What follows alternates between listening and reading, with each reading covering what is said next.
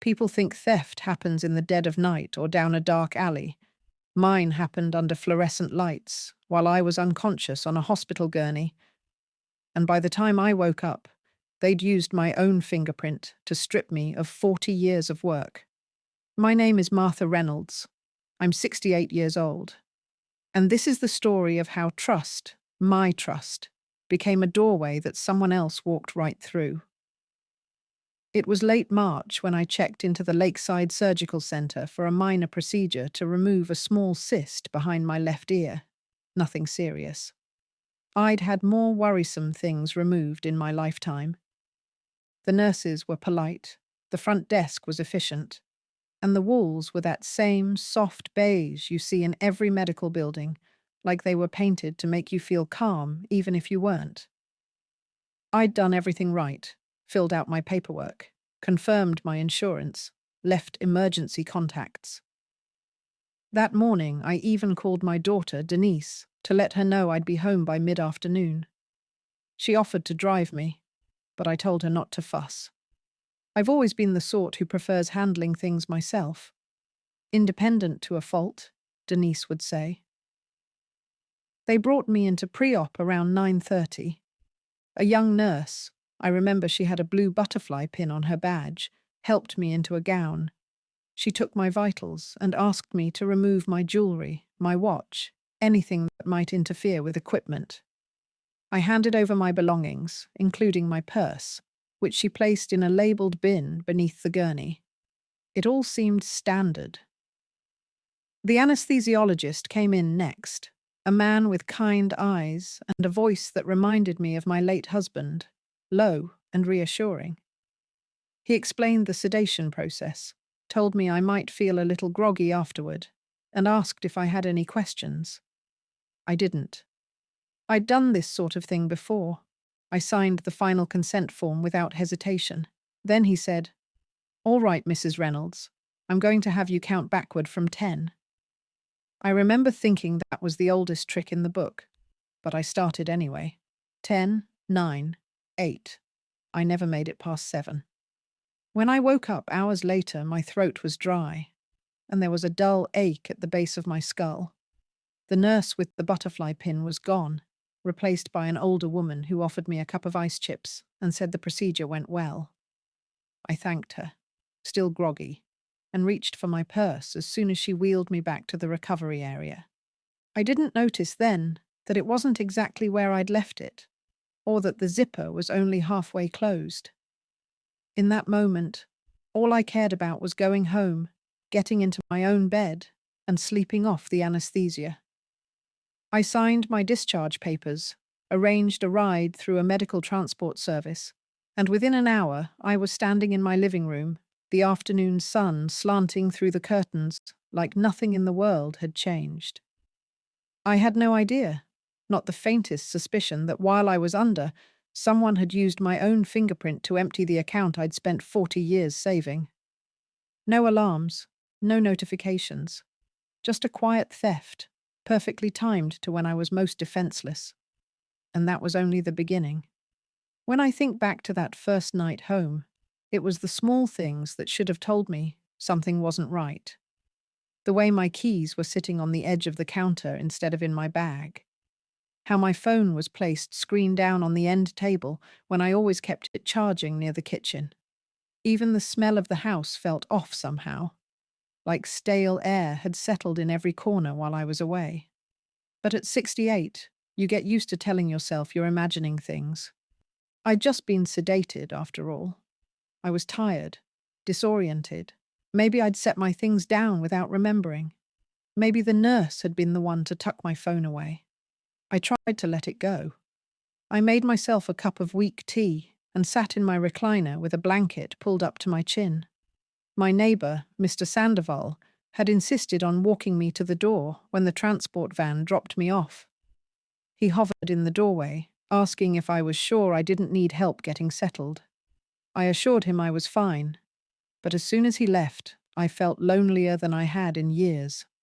That night, I drifted in and out of shallow sleep. Each time I woke, there was that nagging pull in my stomach, a feeling I couldn't name. By dawn, It had settled into something like dread. I tried to brush it away. I had bills to pay, appointments to reschedule. Life doesn't stop just because you're uneasy. I remember telling myself that more than once as I shuffled to my desk and opened my laptop. My checking account was the first thing I planned to look at. The power bill was due, and I wanted to pay it before I forgot. I typed in my username, my password, and waited for the familiar blue screen to load. Instead of the balance I expected, just over $28,000, I saw a number so small it didn't register at first. $14.72. I stared at it, closed the tab, reopened it. Same number. My heart started to tap against my ribs. I clicked on Recent Activity. A long list of withdrawals unspooled in neat black type, each one dated for the afternoon I'd been in surgery. Withdrawals of $900, $800, $600, one after the other. A few minutes apart, like someone had been emptying the account in a controlled, deliberate way. I picked up the phone, but my hand was shaking so badly I had to set it back down. For a few minutes, I just sat there, pressing my palm to my chest, trying to make sense of it. It had to be a mistake, a glitch. That was the only explanation that made sense. I called the bank's customer service line, my voice wobbling as I recited my account number. The woman on the other end sounded impossibly young, the kind of voice that made me feel even older. She pulled up my records and asked me to verify my last transactions. I told her I hadn't made any. "Ma'am," she said gently, "the withdrawals were conducted in person, using the biometric verification system. The fingerprint matched." I was so stunned, I forgot how to breathe. "My fingerprint?" I whispered. "Yes, ma'am," she said again. "It shows here the account holder authenticated each transaction with a biometric scan." I felt everything go cold. I was in that surgical suite when those withdrawals happened. Sedated, hooked up to monitors. I hadn't walked into any bank, but someone had, and they'd taken every dollar I'd saved to carry me through the rest of my life. When I finally hung up, my hands were damp with sweat. I looked around my quiet house, the photos on the mantel, the crocheted blanket draped over the back of the sofa, and I felt something I hadn't felt in a very long time, powerless. I didn't know yet who had done this, or how they'd planned it so perfectly. But in that moment, I made myself a promise. I wouldn't let whoever did this think they'd chosen an easy target. They thought I'd be too old to fight back. They were wrong. The next morning, I woke up before sunrise, my mind already churning. It felt like all the quiet, predictable rhythms of my life had been ripped up overnight and replaced with questions I didn't know how to answer. I've always believed in meeting problems head-on. That's something my husband used to say about me.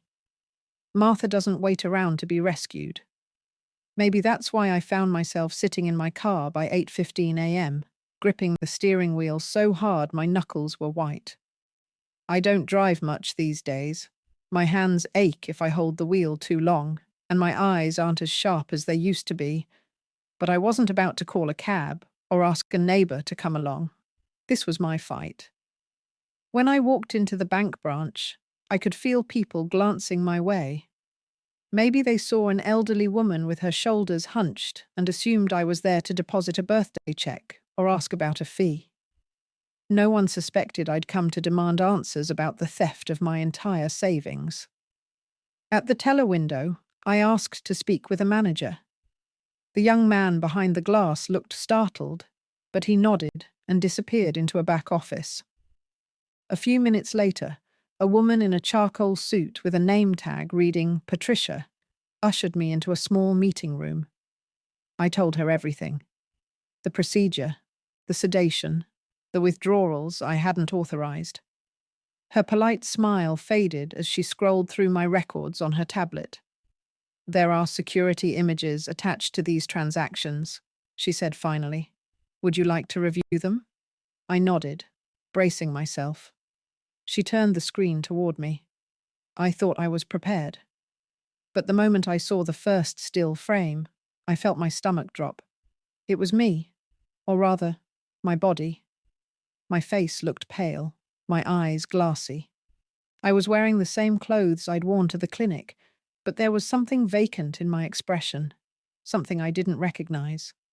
Next to me stood a woman in a surgical mask and a grey hoodie. One gloved hand was curled around my wrist. The other was pressing my thumb firmly onto the biometric scanner. I felt sick. Patricia spoke carefully, as if trying not to spook me. These withdrawals were processed under our highest level security measures. They required your fingerprint each time. That's why the funds weren't flagged as suspicious. I looked at her, trying to understand how a bank could accept a transaction when the account holder was clearly not acting of her own will. But Patricia only shifted in her chair and said the words I dreaded hearing. Until we have definitive evidence that you were incapacitated or coerced, the bank's position is that the transactions were valid. I opened my mouth, then closed it. What about the woman in the mask? I asked finally, my voice so thin it barely sounded like mine. We'll include the images in our internal investigation, Patricia said, not meeting my eyes. But it will take time. Time. That was the one thing I didn't feel I had in abundance. When I left the bank, I sat in my car for a long time. The sun was high overhead, warm on my face. But inside, everything felt cold. I thought about the list of transactions, each withdrawal like a small knife taken to the life I'd built. The money wasn't just numbers on a screen. It was security, dignity, the freedom to stay in my home without burdening my daughter. I thought of Denise and how she'd insisted I let her drive me to the clinic. If I'd listened, maybe none of this would have happened. But regret wouldn't fix anything. I pulled out my phone and dialed the police non-emergency line. My hand trembled as I explained that I needed to file a fraud report. When the officer asked me if I had any idea who might have done this, I surprised myself by answering without hesitation. Yes, I said quietly. I think it was someone at the surgical center, someone who knew exactly when I'd be unable to defend myself. He asked if I had proof. I closed my eyes, picturing the woman in the mask guiding my hand to the scanner. Not yet, I whispered, but I'm going to find it. And for the first time in days, I felt a flicker of something I hadn't allowed myself to feel. Determination. The days that followed were the longest I can remember. From the outside, it probably looked like nothing had changed in my house. The curtains were still drawn at sunset. The bird feeder still needed filling. I still called Denise every evening to tell her I was fine. But inside, I was awake at all hours, replaying every detail of that morning at the clinic. The clipboard of forms, the nurse with the butterfly pin, the way she kept asking where I banked, in a tone that I thought was only polite conversation. The more I thought about it, the clearer it became. This was no crime of opportunity.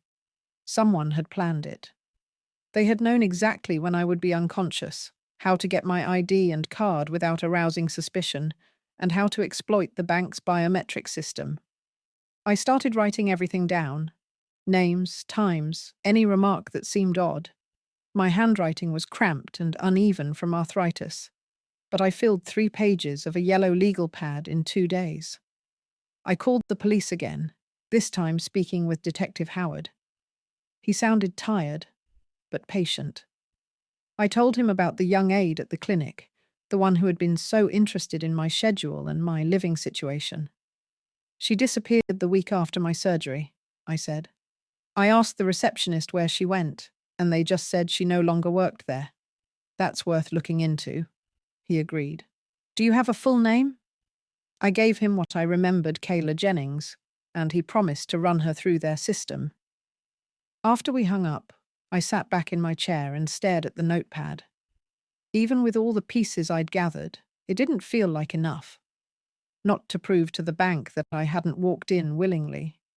Not to reclaim the money I'd spent 40 years saving. I tried to think of anything else. any trail she might have left. Then I remembered the personal bin they'd tucked under my gurney, where I'd placed my purse and phone. The aide had been the last one to handle it before I was wheeled away. I called the clinic and asked to speak with the office manager. A woman named Carla came on the line. She sounded pleasant enough, right up until I explained what had happened. "We don't have any reason to believe our staff were involved," she said crisply. "All patient belongings are logged and supervised." "I understand," I said as evenly as I could, "but you have security cameras in the pre-op area. I'd like to request access to that footage." There was a pause, so long I thought the line had gone dead. "Mrs. Reynolds, our policy doesn't allow patients to review internal security recordings without a subpoena." A subpoena. The word felt as heavy as a brick. I thanked her, hung up, and stared at the phone.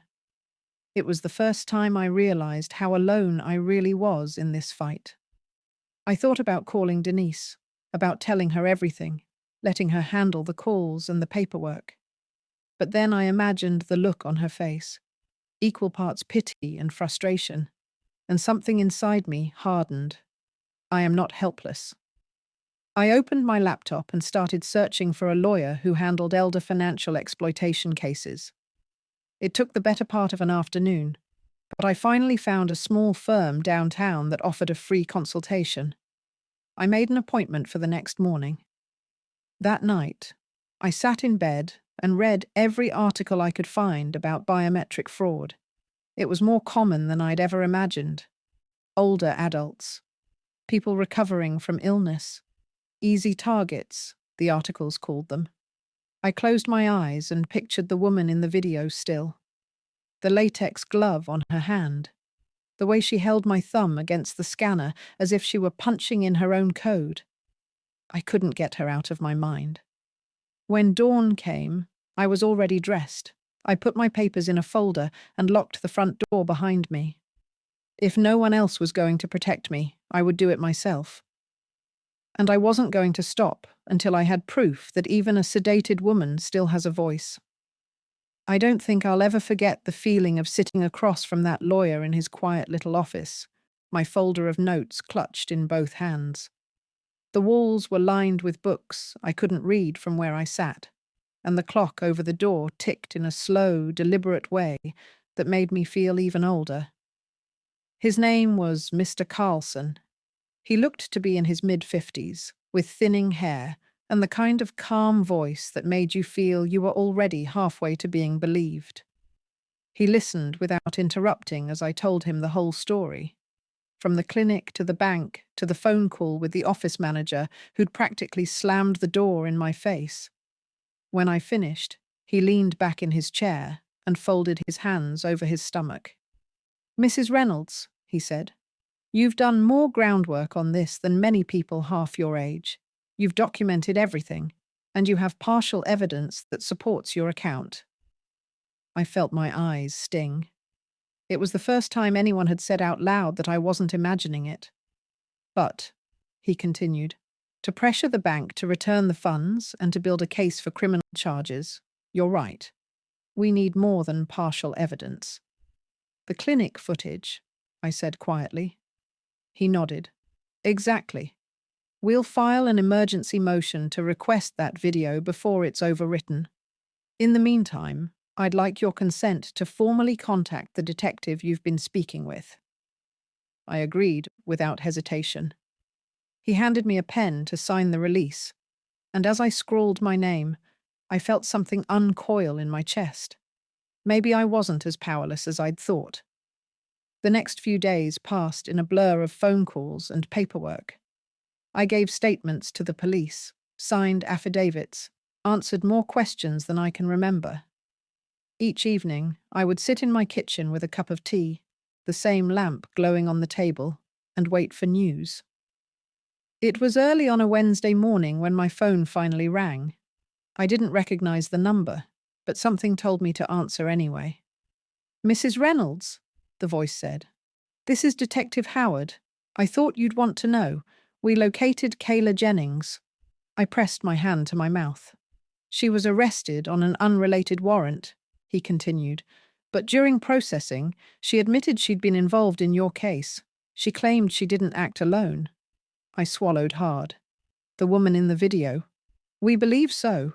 She wouldn't give us a full name, but she described her as a friend who owed her money. In exchange for helping her get access to patient belongings, she was paid in cash. I felt sick all over again. She also confirmed your belongings were taken while you were under sedation, he said. That helps corroborate your account. I thanked him, though the words felt small compared to the weight of what he'd told me. After we hung up, I called Mr. Carlson. He picked up on the second ring, and I repeated everything as best I could. This is a significant development, he said. If we can get the clinic footage, and we have her admission, that's enough leverage to force the bank to reconsider your claim.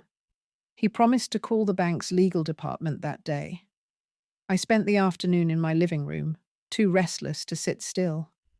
I kept picturing Kayla's face, the way she'd smiled at me as she fastened the cuff around my arm to take my blood pressure. That night, I couldn't sleep.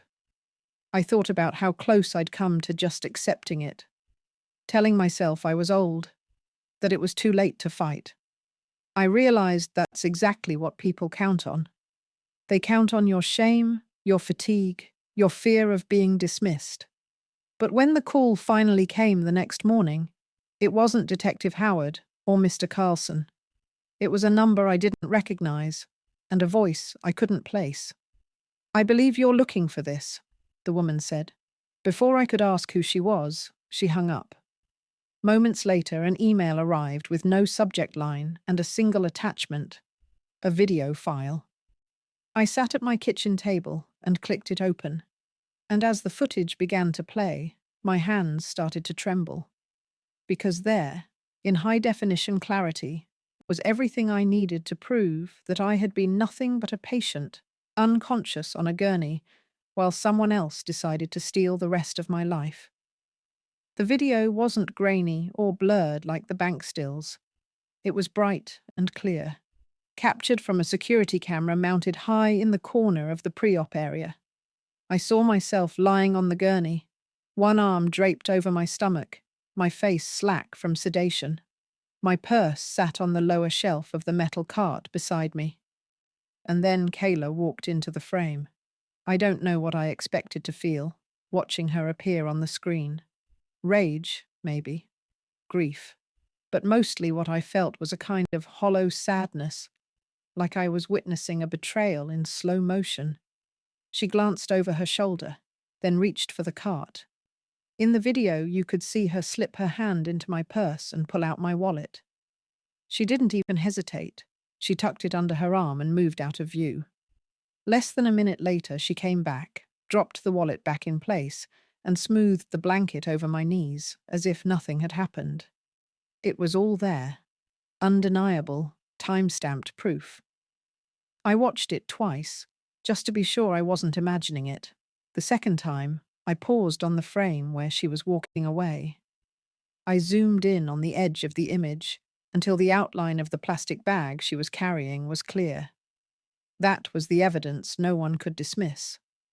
For the first time in weeks, I felt something like relief. I forwarded the email to Mr. Carlson with a short note. This is it. Then I called the number that had sent it. It rang twice before a woman answered. I can't tell you my name, she said softly, but I worked there too. I heard what they were saying about you, that you were confused, that you'd probably just misplaced everything. It wasn't right. My throat tightened. Thank you, I whispered. You don't know what this means to me. I do, she said. Good luck. Then she hung up. I sat there for a long time, listening to the refrigerator hum, feeling the quiet of the house settle around me like a blanket. By noon, Mr. Carlson called back. His voice sounded different, more energized than I'd ever heard it. This changes everything, he said. We're going to draft an emergency petition to present this evidence to the court. Once that's filed, the bank will have no choice but to reconsider their position. The rest of the day passed in a blur of phone calls, emails, and notarized forms. I was tired, bone tired, but it felt different from the exhaustion that had settled over me after the theft. This was purposeful. This was forward motion. The following week, I stood with Mr. Carlson in a small civil hearing room at the county courthouse. The bank's representatives sat across from us, their folders stacked in front of them like a shield. I kept my eyes on the tabletop while Mr. Carlson spoke, laying out every detail, every timestamp, every frame of the footage that proved exactly where I'd been and exactly who had taken what didn't belong to them. When the video played on the mounted screen, the hush that fell over the room felt almost physical. Even the bank's attorneys shifted in their seats. The judge, a woman about my age with a face that reminded me of an old neighbor, leaned forward to watch. I caught the flicker of her expression as Kayla's hand slipped into my purse. It was subtle, but it was there, a tightening of the mouth, a small shake of the head. When the video ended, no one spoke. Mr. Carlson turned to me, and in that moment, I felt the fear that had lived under my ribs for so long start to dissolve. The bank's lead counsel cleared his throat. "Your Honor," he began, his voice careful. "In light of this new evidence, my client would like to propose an immediate settlement and full restitution of Mrs. Reynolds's account." It was the first time in weeks that I exhaled without feeling like I might shatter. The judge nodded, her eyes on me. "Mrs. Reynolds, do you find this resolution acceptable?" I met her gaze and felt the strength in my own voice when I said, "Yes, I do." It wasn't about the money anymore. It was about proving that I hadn't imagined any of it, that even sedated and vulnerable, I still had the right to be heard. When the gavel came down, it was as if the last thread of dread tying me to that day in March finally snapped. And I walked out of that courthouse feeling taller than I had in years. The week that followed felt unreal. Paperwork moved faster than I'd been warned to expect, maybe because the evidence was so plain, or maybe because the bank's attorneys were eager to put the matter behind them before it became public. I still woke up some mornings expecting to find it had all been a dream, that my account was still empty, that no one believed me, that I was just another old woman who couldn't keep her affairs in order. But each day, that feeling receded a little further into the background. On the morning of the final hearing, I dressed carefully in the navy blue suit I had worn to my husband's memorial service. I thought about whether he would be proud of me, whether he'd have been surprised that I found this strength. I decided he wouldn't. He always said I had more grit in me than I knew. When I arrived at the courthouse, Mr. Carlson met me outside. He looked tired, but satisfied. "We're here to finalize the settlement and enter it into the record," he explained. "You won't need to speak unless you want to." I nodded. "I think I'd like to," I said after a moment. Inside, the same judge presided over the proceeding. She reviewed the paperwork, confirmed the restitution, and asked if I had anything to say before she signed. I stood slowly. My hands didn't tremble this time. "I spent 40 years saving that money," I said. My voice was clear, even in the hush of the room. It wasn't just dollars in an account. It was a promise I made to myself that I'd never be a burden to my daughter, that I'd be able to live out my days with dignity. Someone tried to take that from me because they thought I'd be too old and too tired to fight back. I paused, meeting the eyes of the bank's attorneys. "I'm standing here to say that you are never too old to stand up for what you've earned, and you are never too small to be heard." When I sat down, the judge didn't say anything for a moment. Then she nodded and signed the final order. It was done. The bank account was restored that same afternoon. They even sent a letter of apology, though it felt more like a formality than anything genuine. But it didn't matter. The money was back where it belonged.